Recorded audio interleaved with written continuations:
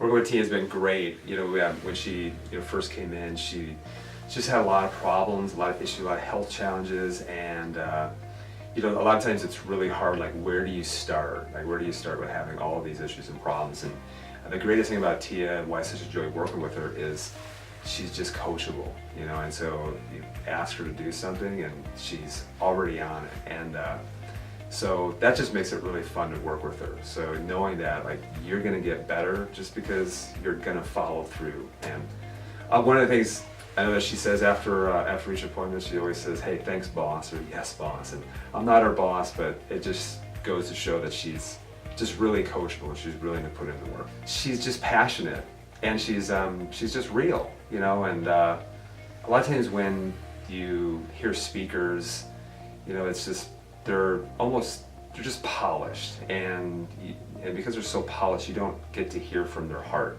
And with Tia, now she's a great speaker, she's polished, but really what comes through first is actually her heart. So when she's speaking, you get to hear her heart first and foremost.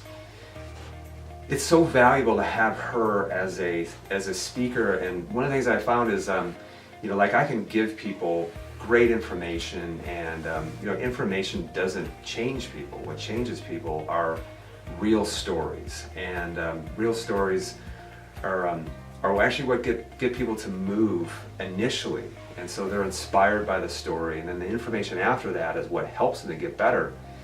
And so having Tia have an incredible story, I think, really gives people a lot of hope that they can be helped, that there can be help out there, even without drugs, even without medication, or even without having surgery. So having Tia speak has helped, a ton.